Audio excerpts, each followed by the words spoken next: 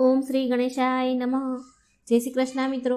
આજે આપણે નરસિંહ મહેતાના પિતાનું શ્રાદ્ધ. ખૂબ જ સરસ પ્રસંગ છે.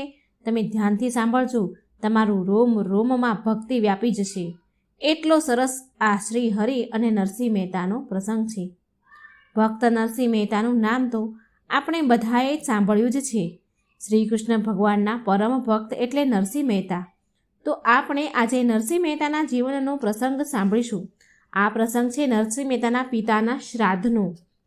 શું ઘટના બની હતી, કેવી રીતે કર્યું નરસિંહ મહેતાએ તેના પિતાનું શ્રાદ્ધ. આ અલૌકિક ભક્ત નરસિંહ મહેતાની ભગવાન શ્રી કૃષ્ણ પરના શ્રદ્ધા અને વિશ્વાસની છે.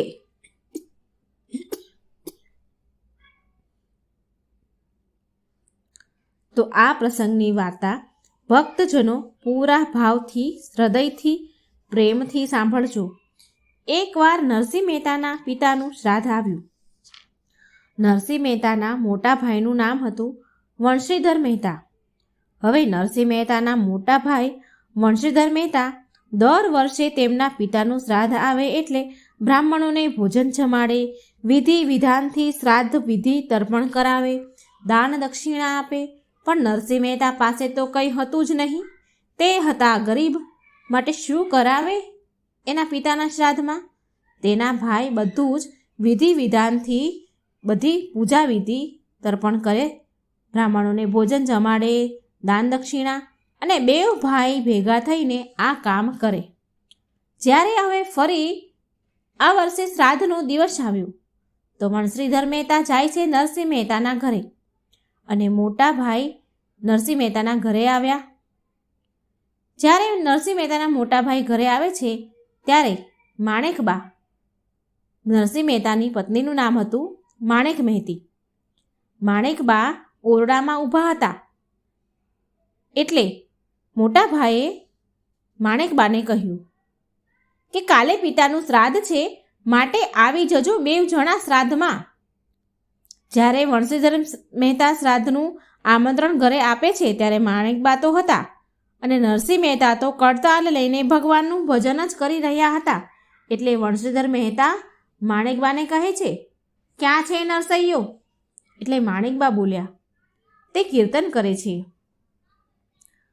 આ સાંભળી પેલા મોટા ભાઈ વંશીધર મહેતા બોલ્યા, ખૂબ ગુસ્સેથી બોલ્યા, સવારે આવું તોય કીર્તન કરતો હોય, બપોરે આવું તોય કીર્તન કરતો હોય, કે સાંજે કે અડધી રાતે પણ આવું ને તોય કીર્તન જ કરતો હોય.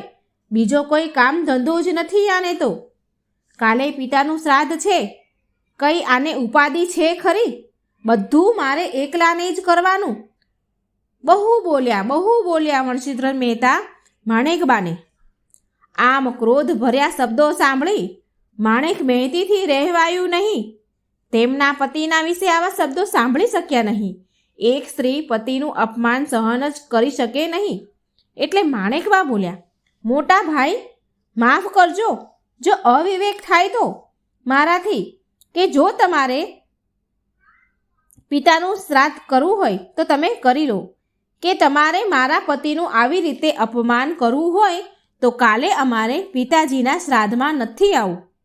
અમે અમારા ઘરે જ અમારા પિતાનું શ્રાદ્ધ કરી લઈશું. અમારે નથી આવું તમારા ઘરે શ્રાદ્ધ ખાવા. પિતાજી તો અમારા પણ હતા ને. અમે અમારી જાતે જ યથાશક્તિ પ્રમાણે શ્રાદ્ધ તર્પણ પિંડદાન કરી લઈશું. નરસિંહ મહેતા આ બધું સાંભળી ગયા કે માણેકબા મોટા ભાઈ સાથે બોલે છે, મર્યાદા તૂટી રહી છે. વંશીધર મહેતા માણેકબાના આવા વચન સાંભળી બોલ્યા, હા તો પછી તમે કરી લેજો તમારી રીતે શ્રાદ્ધ. માણેકબાનો અવાજ સાંભળી નરસિંહ મહેતા ત્યાં આવ્યા અને કહે છે, માણેક, તે મોટા ભાઈનું આવી રીતે અપમાન કર્યું. મોટા ભાઈ સાથે અવિવેકથી તમે બોલ્યા. આવું કેમ કર્યું? આવી રીતે અવિવેકથી ન બોલાય. એટલે માણેક મહેતી બોલ્યા, મને માફ કરજો સ્વામી, પણ તમારું અપમાન થયું એ મારાથી સહન ન થયું, એટલે મારાથી બોલાઈ ગયું. આપણી પાસે કંઈ વાંધો નહીં. આપણી પાસે જે હોય તે આપણે આપણા પિતાનું શ્રાદ્ધ ઉજવીશું, બ્રાહ્મણોને જમાડીશું. જાઓ તમે આપણા ગોર મહારાજ જે દીક્ષિતજી છે, દીક્ષિત ગોર મહારાજને કહી આવો કે કાલે આપણા ઘરે પિતાનું શ્રાદ્ધ છે, માટે જમવા આવે. માણેક મહેતીની વાત સાંભળી માની નરસિંહ મહેતા ગોર મહારાજ દીક્ષિત મહારાજ પાસે ગયા, પણ ગોર મહારાજે ના કહી દીધી નરસિંહ મહેતાને ત્યાં જવાની, કે આને ત્યાં શું મળવાનું છે, હું તમારા ગોર મહારાજ નથી. આમ કરી નરસિંહ મહેતાને ના કહી દીધી. નરસિંહ મહેતા બોલ્યા, કંઈ વાંધો નહીં, હું બીજા ગામના 5 બ્રાહ્મણોને જમવાનું આમંત્રણ આપીને આવું.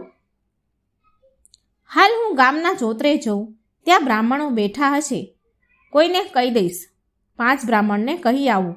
આમ વિચાર કરી નરસિંહ મહેતા ગામના ચોતરે ગયા અને ત્યાં 2-4 બ્રાહ્મણ બેઠા હતા. તેને જમવાનું આમંત્રણ આપ્યું કે કાલે મારા પિતાનું શ્રાદ્ધ છે, માટે તમે મારા ઘરે જમવા આવજો. પણ તે લોકોએ નરસિંહ મહેતાની ખૂબ ઠેકડી કરી, મજાક કરી અને કહે છે, જો નરસિંહ મહેતાના ઘરે તુલસી પત્ર ઉપર રે એટલો પ્રસાદ પણ મળી જાય ને તો આપણો તો બેડો પાર થઈ જાય. આમ ગામના ચોતરે બેઠેલા બ્રાહ્મણો અને લોકો આવી નરસિંહ મહેતાની મજાક કરી રહ્યા છે અને કહે છે, એ લોકો નરસિંહ મહેતાને કહે છે કે જાઓ, આખાય ગામના બ્રાહ્મણોને આમંત્રણ આપીને આવો કે કાલે તમારે બધાને સાગમટે મારી ઘરે જમવાનું છે. આમ ઠેકડી ઉડાડીને નરસિંહ મહેતાને ગામના બ્રાહ્મણોને સાગમટે જમવાનું કહે છે. પણ આ તો નરસિંહ મહેતા, એમને ક્યાં કઈ ચિંતા હતી? એમની ચિંતા કરનારા તો શ્રી કૃષ્ણ શ્રી હરિ ભગવાન બેઠા જ હતા ને.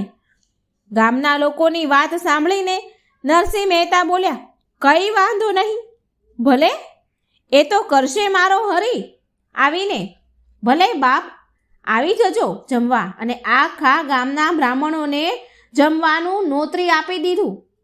નરસિંહ મહેતા બધા જ બ્રાહ્મણોને સાગમટે જમવાનું નોતરું આપીને આવી ગયા અને પછી ઘેર આવ્યા અને માણેકબાને વાત કરે છે કે મેં આખા ગામના બ્રાહ્મણોને સાગમટે જમવાનું નોતરું આપી દીધું છે.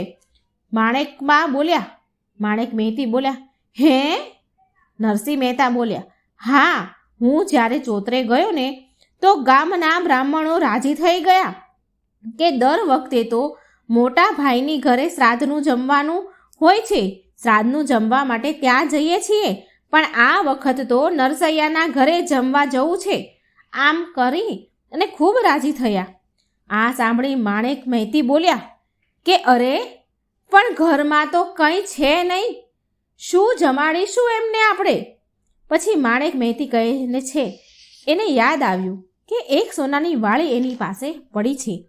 અને પછી એ નરસિંહ મહેતાને કહે છે, સંકટ સમયે તો પત્ની જ ટેકો કરે ને, એટલે માણેક મહેતી કહે છે કે કંઈ વાંધો નહીં, મારી પાસે એક સોનાની વાળી મેં સાચવીને રાખી છે, તમે તે વેચી આવો અને તેના જે બી પૈસા આવે તેની પૂજા અને સામગ્રી, જમવાનું જે બનાવવાનું હોય એ સામગ્રી, થોડું કરિયાણાની વસ્તુઓ લઈ આવો. ગામવાળા તો ખાલી તમારી ઠેકડી કરતા હોય, કંઈ સાચે જ થોડી આખા ગામના બ્રાહ્મણો જમવા આવે, કોઈ જમવા નહીં આવે. થોડું ઘણું લઈ આવો, આપણે 5 બ્રાહ્મણોને જમાડીને પિતાનું શ્રાદ્ધ ઉજવી લઈશું. અને આમ નરસિંહ મહેતાને પૂજાની સામગ્રી લેવા માટે માણેક મહેતી મોકલે છે. પછી નરસિંહ મહેતા સોનાની વાળી વેચીને લઈ આવ્યા. તેમાં થોડું ઘણું કરિયાણું આવ્યું, પણ મુખ્ય વસ્તુ, મુદ્દો જ બાકી રહી ગયો અને એ હતું ઘી. ઘી બાકી રહી ગયું. હવે ઘી વગર લાડુ કેમ બને? અને શ્રાદ્ધમાં તો લાડુ જમાડવા પડે. એટલે માણેક મહેતીએ વિચાર્યું. નરસિંહ મહેતાને કહે છે કે અરે, ઘી તો બાકી રહી ગયું, જાઓ ઘી લઈ આવો, ઘી વગર લાડુ ન બને. ગામમાં કોઈ જો ઉધાર આપે તો ઘી લઈ આવો. એટલે નરસિંહ મહેતા ગામમાં કોઈ જો ઉધાર ઘી આપે ને તો ઘી લઈ આવો. એટલે નરસિંહ મહેતા હાથમાં તપેલી લઈને જૂનાગઢની બજારમાં ઉધાર ઘી લેવા જાય છે. ભર બજારમાં તપેલી હાથમાં, એક હાથમાં તપેલી છે અને એક હાથમાં કડતાલ. હરે ગોવિંદ ગોવિંદ ગોપાલ ગોપાલ કરતા કરતા જાય છે અને ધરણીધરનું ધ્યાન ધરીને નીકળે છે. કરિયાણાની દુકાને આવ્યા અને કહે છે કે શેઠ, આજે મારા પિતાનું શ્રાદ્ધ છે, મારે ઘી જોઈએ છે. દુકાનવાળા ભાઈ બોલ્યા, ઓહો હો, ભગતરાજ આવો આવો, લાવો તપેલી ઘી આપી દઉં. દુકાનવાળા શેઠે તપેલીનો ધડો કર્યો અને ઘી જોખ્યું અને ઘીની તપેલી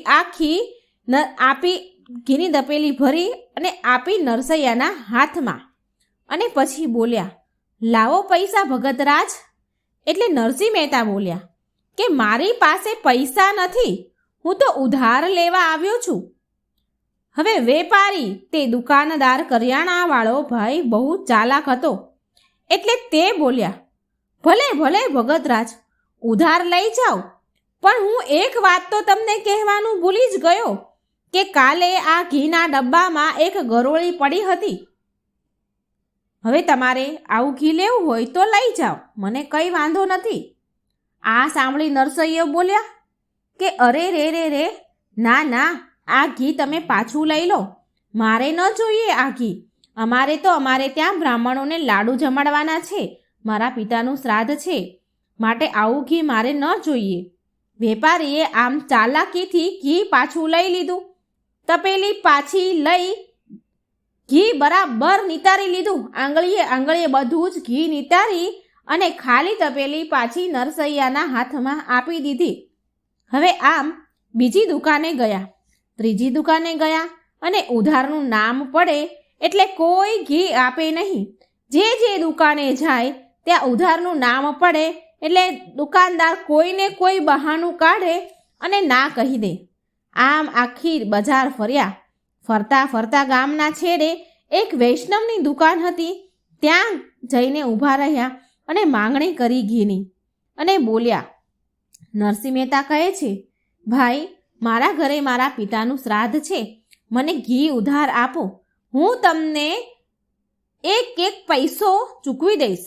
હું તમને ચોખવટ કરું છું કે મારી પાસે અત્યારે પૈસા નથી, તમે મને ઘી આપો, હું ફરી તમને પૈસા ચૂકવી દઈશ. હું બધી જ દુકાને ફરી આવ્યો છું, પણ કોઈ મને ઉધાર આપતું નથી. ઉધારનું નામ પડે એટલે મને કોઈને કોઈ બહાનું કાઢીને ઘી આપતું નથી. હું તમને એક પૈસો આપી દઈશ, મને અત્યારે ઘી આપો, મારી પાસે પૈસા નથી. આમ નરસિંહ મહેતાની વાત સાંભળીને વૈષ્ણવ વેપારી બોલ્યા કે અરે ભગતરાજ, કંઈ વાંધો નહીં, લાવો તપેલી, તમને ઘી આપું, પણ ભગતરાજ, મારી એક શરત છે. નરસિંહ મહેતા બોલ્યા કે શું શરત છે ભાઈ? વૈષ્ણવ વેપારી બોલ્યા કે તમે કીર્તન કરો, 2-4 કીર્તન સંભળાવી દો અને એના બદલામાં હું તમને ઘી આપી દઈશ. નરસિંહ મહેતા તો કડતાલ લઈને મંડ્યા નાચવા. એવું નાચ્યા કે તેમને સમયનું ભાન રહ્યું જ નહીં. કેટલો સમય ગયો તે ભાન જ ન રહ્યું. અને આ બાજુ ગામના બ્રાહ્મણો નરસિંહ મહેતાની ઠેકડી કરવા માટે તેના ઘરે જમવા નીકળે છે કે ચાલો આજે તો નરસૈયાની ઠેકડી થશે, મજાક ઉડાડીશું, ચલો બહુ મજા આવશે. નરસિંહ મહેતાએ તો આખાય ગામના બ્રાહ્મણોને નોતર્યા હતા અને ત્યાં તો વૈકુંઠમાં હરિ જોઈ ગયા. ભગવાન શ્રી હરિની નજર પડી આ બ્રાહ્મણો ઉપર. આ તો ગામના બ્રાહ્મણોના ટોળા નીકળ્યા છે અને નરસૈયાને ત્યાં જમવા જાય છે. ભગવાન વિચાર કરે છે અને નરસૈયો તો મારા ભજનમાં તલ્લીન છે, એ તો ભજન ગાય છે. અરે એટલે શ્રી હરિ ભગવાન વિષ્ણુ લક્ષ્મીજીને કહે છે કે ચાલો દેવી, આજે નરસૈયાના પિતાનું શ્રાદ્ધ છે અને એ તો ભજનમાં લીન છે અને બ્રાહ્મણોના ટોળા એની ઘરે જમવા જાય છે, ત્યાં તો જમવાનું તૈયાર છે નહીં. ચાલો લક્ષ્મીજી, તૈયારી કરો જવાની. અને આમ લક્ષ્મી નારાયણ બધી જ સામગ્રી ભેગી કરીને ચાલ્યા અને ભગવાને તો નરસૈયાનું રૂપ લીધું અને હાથમાં ઘીની તપેલી લઈને આવે છે. ભગવાન શ્રી હરિ પોતે નરસૈયાનું રૂપ લઈ અને હાથમાં ઘીની તપેલી લઈ અને નરસિંહ મહેતાના ઘરે આવ્યા. ભગવાન નરસૈયાનું રૂપ લઈ ઘરે આવ્યા એટલે માણેક મહેતી બોલ્યા, અરે તમે ક્યાં રહી ગયા હતા? અત્યાર સુધી ક્યાં હતા? હમણાં જ બ્રાહ્મણો જમવા આવી જશે, બહુ મોડું થઈ ગયું છે, લાવો લાવો ઘી જલ્દી. એટલામાં તો બ્રાહ્મણો ઘરે આવી પહોંચ્યા. દરવાજે આવીને બોલ્યા, હર હર મહાદેવ, લાવો નરસૈયા, જમવાનું તૈયાર છે ને? અને પ્રભુની લીલા તો તમે જુઓ મિત્રો. નરસૈયાના રૂપમાં આવેલા ભગવાન બોલ્યા, આવો આવો, બેસી જાઓ પંગતમાં, જમવાનું તૈયાર છે. આ સાંભળી આ બાજુ માણેક મહેતા વિચાર કરે, અરે લાડુ તો બન્યા નથી, ભોજન તો બન્યું નથી, આ શું જમાડ છે? આ કેમ આમ બોલે છે? પણ એમને થોડી ખબર હતી આ તો પરમેશ્વર છે. નરસૈયાએ તો લાઈનમાં બ્રાહ્મણોને બેસાડી દીધા અને પાછો સાદ પાડ્યો. માણેક મહેતીને સાદ પાડે છે કે માણેક સાંભળો છો, પેલા સોનાના પાટલા લઈ આવો, પેલી ચાંદીની થાળીઓ લઈ આવો. હવે માણેક મહેતી તો મનમાં ને મનમાં વિચાર કરે છે અને બોલે છે, અરે અહીં તો 5 બ્રાહ્મણોને જમાડવા માટે થાળીઓ બીજાના ઘરેથી માંગવા જવી પડે છે અને એમાં સોનાના પાટલાની વાત કરે છે, ચાંદીની થાળીઓ લાવજો એમ કહે છે. અરે હજી 5 બ્રાહ્મણોને કેમ જમાડવા એની હજી ચિંતા નથી મટી અને એમાં ઉપરથી સોનાના પાટલા અને ચાંદીની થાળીઓ ક્યાંથી લઈ આવું? પણ જેને ત્યાં પરમાત્મા સ્વયં પોતે લીલા કરવા આવ્યા હોય ત્યાં શેની ખોટ હોય? અરે માણેક, તમે મોડું ન કરો, ચાલો ચાલો જલ્દી લઈ આવો. નરસિંહ મહેતા તો ભગવાનના રૂપમાં આવેલા એ સાદ પાડે છે. હવે માણેક મહેતી સાંભળીને અંદર ઓરડામાં ગયા. ત્યાં તો સોનાના પાટલાના થપ્પા લાગેલા છે, ચાંદીઓની થાળી, ચાંદીઓના વાસણ છે અને બ્રાહ્મણોને સોનાના પાટલા પર ચાંદીના વાસણમાં ભોજન પીરસવામાં આવે છે. નરસૈયાના સ્વરૂપમાં ભગવાન બોલે છે, અરે જલ્દી જલ્દી લાડુ લાવો, 32 શાક 33 ભોજન લાવો, બ્રાહ્મણોને જમાડો. માણેક મહેતી રસોડામાં ગયા તો જુએ છે કે ત્યાં તો સ્વાદિષ્ટ રસોઈ, ભોજન તૈયાર છે. સ્વાદિષ્ટ રસોઈ બ્રાહ્મણોને પીરસે છે. બ્રાહ્મણો તો આનંદ લેતા લેતા ભોજન કરે છે અને બોલે છે, આ હા હા હા હા. બ્રાહ્મણ તો આશ્ચર્યચકિત પામ્યા કે અરે નરસૈયા ભગતની ત્યાં આ બધું ક્યાંથી આવ્યું? આ ભગતરાજની ત્યાં આટલું બધું આવ્યું ક્યાંથી? પેલા વંશીધરને ત્યાં કોઈ જમવા જ ન ગયું અને આ ખાઈ બ્રાહ્મણ સમાજ બધા જ પેટ ભરીને ભોજન કરે છે, અમૃતના ઓડકાર ખાય છે. સ્વયં હરિએ જ રસોઈ બનાવી હોય એ રસોઈના સ્વાદની તો વાત જ શું કરવી? પ્રભુએ બધા જ બ્રાહ્મણોને ભોજન કરાવ્યું અને ફરી પછી બ્રાહ્મણોને ભોજન કરીને જ્યારે ઊભા થાય છે ત્યાં તો ફરી નરસૈયાના રૂપમાં ભગવાન સાદ પાડે છે માણેક મહેતીને કે સાંભળો છો, પેલા બ્રાહ્મણો માટે સારા મજાના રેશમી વસ્ત્રો જે લાવ્યા છીએ તે લાવો. બ્રાહ્મણની પત્નીઓ માટે સુંદર મજાની સાડીઓ જે લાવ્યા છીએ તે લાવો.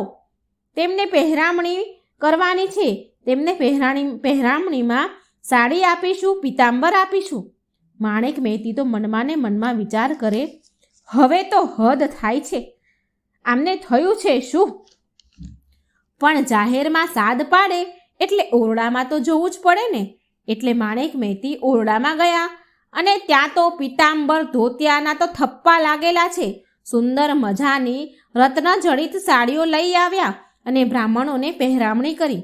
બ્રાહ્મણો જમીને ઊભા થયા એટલે નરસિંહ મહેતાના રૂપમાં ભગવાન બોલ્યા કે આ ચાંદીના વાસણો પણ તમે લઈ જાઓ, જેમાં તમે જમ્યા છો એ પણ તમારા, તમે લઈ જાઓ, એ પણ મારે નથી જોતા. આમ ચાંદીના વાસણો પણ આપી દીધા ભેટમાં અને હવે બ્રાહ્મણો જમીને નીકળ્યા. ત્યાં તો પેલા જે દીક્ષિત મહારાજ, ગોર મહારાજ, જેણે પહેલાં જમવાની ના પાડી હતી એ સામે મળે છે. આ બધા બ્રાહ્મણો તેમને સામે મળે છે અને એ ગોર મહારાજે પહેલાં તો એવું કહ્યું હતું કે હું તમારો ગોર નથી, હું તમારે ત્યાં નહીં આવું, તમારે ત્યાંથી મને શું મળવાનું છે? એ બ્રાહ્મણ સામે મળ્યા આ બધા બ્રાહ્મણોને અને બોલ્યા કે નરસૈયાની ત્યાં ભોજન હતું અને અમને તો વસ્ત્ર અને સોના ચાંદીના વાસણ મળ્યા. પેલા દીક્ષિત ગોર મહારાજને તો બહુ પેટ ભરીને પછતાવો થયો. તેને ના પાડી કે મને ત્યાં કશું મળવાનું નથી. તેને તો બહુ જ પછતાવો થયો. અને આ બાજુ બ્રાહ્મણો બધા જમીને વિદાય લઈને ચાલ્યા ગયા.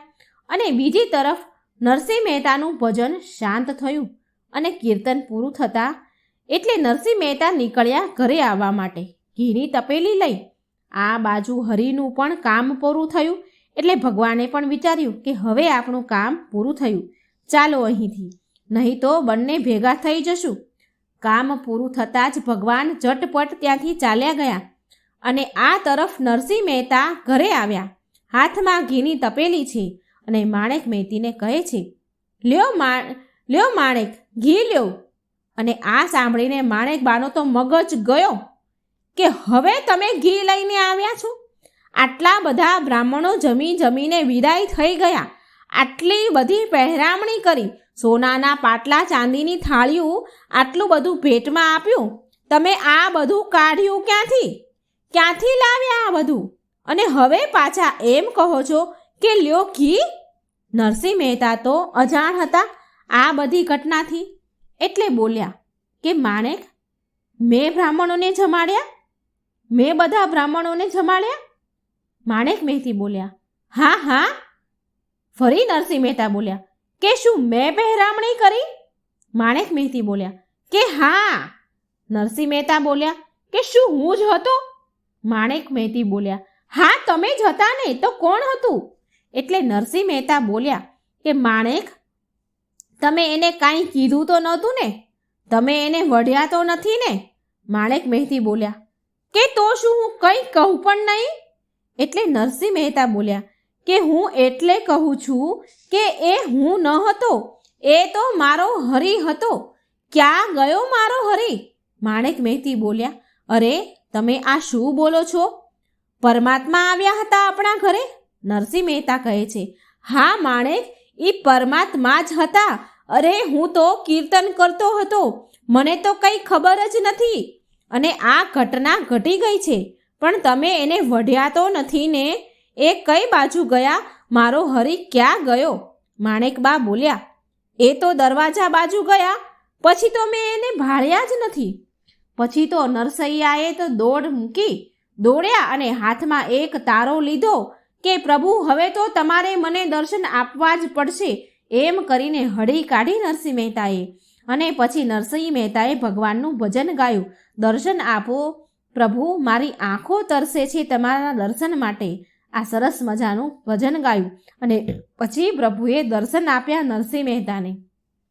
તો મિત્રો, આ હતું નરસિંહ મહેતાના પિતાની શ્રાદ્ધન્ય પ્રસંગ.